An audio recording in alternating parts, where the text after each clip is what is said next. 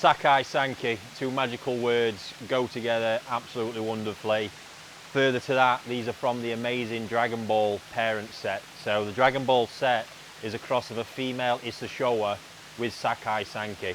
Really interesting set. These that parent set produced in an International Junior Koi Show Grand Champion.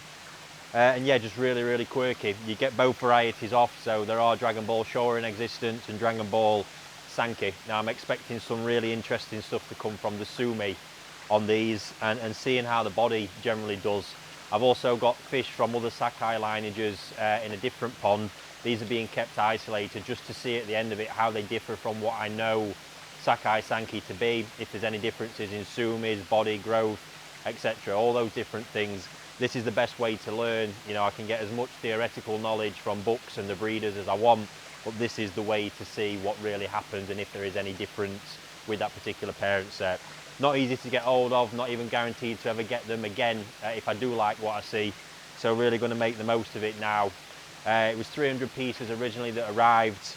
I'm not quite sure what we're left with now, but this selection, I've got a cracking net full of fish here that are going to be released for sale. Really good stuff.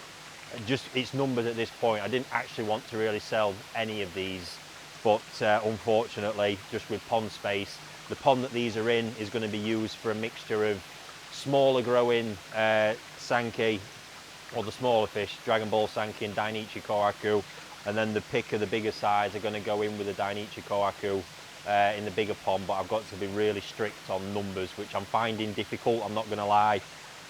So what it is going to mean is there's going to be some great fish up for grabs, some really top fish up for grabs, to be honest. So yeah, to delve into it, a quick glance, because we're not going to go through all of them. So the net full here for now going to be moved to a different pond, and then we'll start releasing for sale to our dealers, possibly through our live auctions.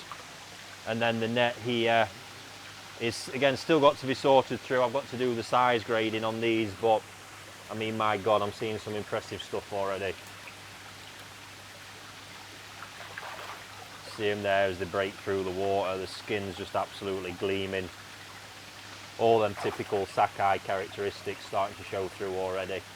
So yeah, I'm going to get a few of these in the bowl now, have a closer look, see what's going on, discuss through some of the characteristics I'm seeing in a couple of fish in particular, and then yeah, I'll finish off, get these done. And yeah, hopefully that's something else. If you've not heard of Dragonball already, you will find information online about it, but that's it in a nutshell. It's just a different iteration, and yeah, some interesting stuff to come. I've still not found out what the breeder's thought process was behind it, but it's certainly an interesting one. So let's take a closer look at what we've got. We've not done a lot of content on Sanke because generally don't have a lot. They became my new obsession this year. I think I decided late last year they were going to be my obsession, and sure enough I've acted on it. So we've got Sakai Dragonballs, we've got Secret Sanke, the Takano fish. In here I've got normal Sakai lineage Sanke as well.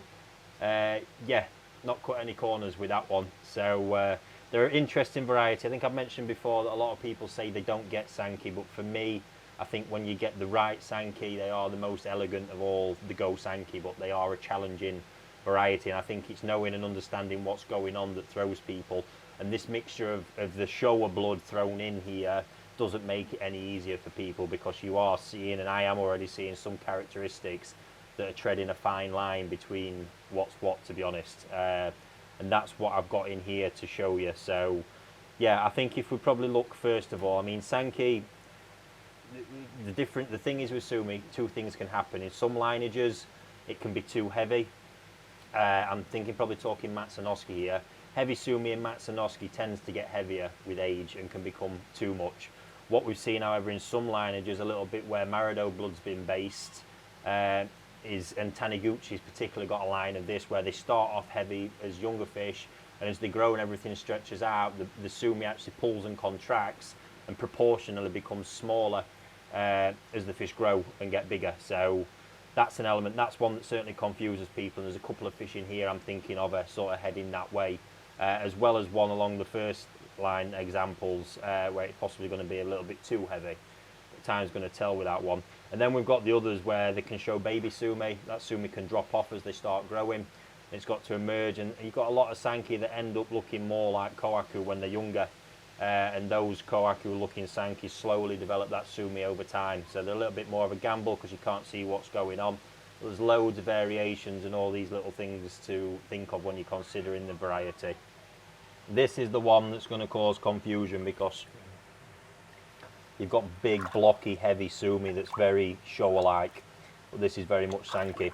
You've got sumi on the head, which confuses people. Sanke can have sumi on the head. It's just not, don't get me wrong, doesn't particularly look the best with that one, but I'm curious to see where this is heading. The qualities are really nice, but you can see his big, bold sumi. It really does look more Showa, but this is definitely 100% Sanke. My guess is this will possibly become too much as it gets bigger, but that's what I'm interested to see, how that plays out and what's happened, and that's the reason I'm keeping this fish at that moment in time. It's a learning exercise for me as well. If we move on to the sumi I talk about where I think it's likely to recede and pull back, then we're looking at this fish. You see you've got quite big, bold, heavy tajime in the fin that looks a little bit more like Motogoro, which is interesting. Again, will cause confusion. Sumi on the corner of the head as well. These are all very, it even looks like it's going to form memoir, all very Showa-like characteristics. Again, 100% Sanke. And even the sumi looking like it's forming more Showa-like in these big, heavy blocks. So interested to see again what happens with that one. I've got no, looking at it, I seem to think it will pull into shape a little bit and start looking more Sanke-like as it gets bigger. But there's no guarantees because of knowing the genetics and not particularly knowing this lineage. This one here is very similar to a lot of the Taniguchi styles I see where this does pull more into shape as the fish grows more. So I seem to think that will happen with this fish. And again, the main reason for keeping it, it's got a lovely structure to it as well. But really interested to see what happens as that gets the size, and I'm confident that really will get the size with that one. This one's treading a little bit of that line as well. Definitely looks a lot more Sanke than some of the others. Going to be slightly heavy, but I think it's going to be nicely proportionate, and the quality of that sumi is top notch. So really looking forward to that fish as well as it moves forward. Then we move on to your more sort of traditional, really, you know, typical Sanke looking fish. This is a really, really nice piece. Got a lot going on. Subo sumi as well, which is absolutely love to see. For those of you who don't know, that's when the sumi sits on the white ground and not on the red. There is a little bit of Kasane sumi as well where it sits on the beni, but primarily Subo sumi with that one. Absolutely superb. Well balanced, and again we're just going to see how this sumi does actually develop. Where it's typical, I can see it where there's some sashi to it, and underlying as well. I think this is developing deeper rooted in the skin, and it's just going to slowly surface over time and get better and better is what I think is going to be happening with that one. Then at the other end of the scale you've got the ones like this. Really not showing too much sumi at the minute. I mean, amazing skin quality. The beni's superb, great body to it, lovely kiwa as well. But again, we're not showing too much sumi yet, certainly in these areas. The typical Sakai lineage, sumi can just appear anywhere. It's one of the fascinating things with it. You can be looking at an area. There is some sumi sat here, so lots to do. But yeah, it can really just pop up, and I think that's looking more typically Sakai Sanke than some of the others I've shown, which could be showing some of that Dragonball characteristic in them a little bit more.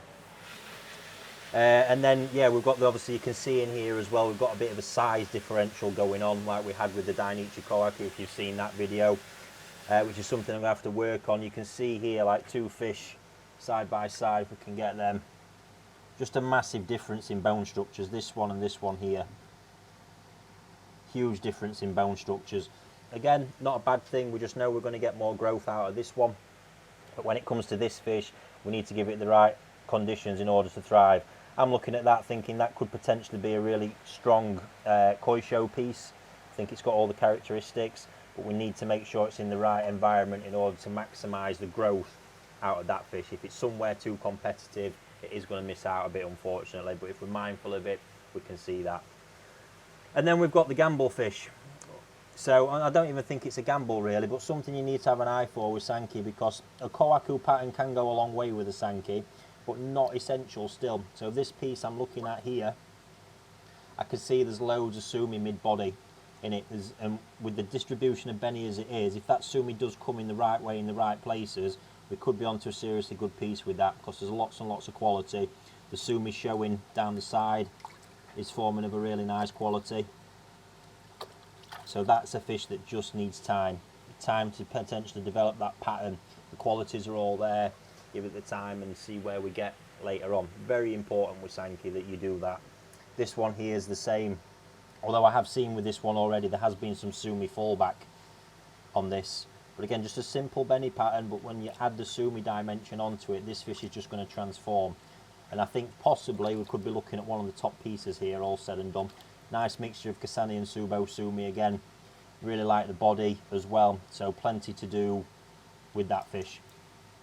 Just goes on and on and on and on. It's just another really top batch, really interesting given that dynamic of the parent set as to what's going to happen here, and you can see such a big mix. These are the type of things for me, top learning experiences, first hand as well, seeing what happens. Luckily now through the channel I'm able to share these with you as well, so you can learn from them and the journey that they're on as well. But yeah, looking good, looking promising. See this one here again, just caught my eye. I think fish like this can completely get ignored, but all I'm seeing is that the elegant balance of that Benny pattern. And then we see where Sumi's already potentially sitting all over there and there. You add that in and the balance of the fish becomes absolutely impeccable.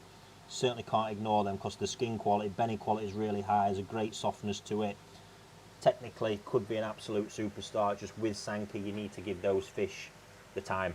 There's no doubt about that. And then just to show you another one here on the bone structure roots, you can see again, you know, if we look at that fish alongside, let's have a look, say that one for sure, because this has been one of the beasts. We look at this straight away, you can just see that body power. Body power is absolutely insane, really impressive. And then you compare it to the one we were just looking at, if I can find it again, that one. You just see it's a good bone structure, nice proportions, it's just not carrying the same power.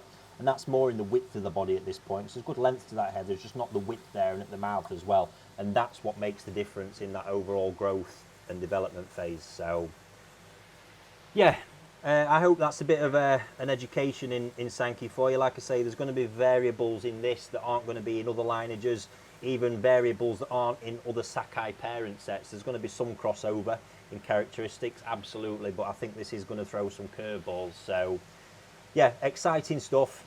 Feel free to pop me any questions in the comments below and I'll do my best to get back to you on that one. But for now, this is where we're at. Quick measure up as well just before we sign off. So I think on the smaller end we're hitting 24 just over there, and at the biggest end 30 cm, which is really nice. So yeah, that's where we're at. I hope you've enjoyed that, and yeah, stay tuned for updates on these coming in the near future.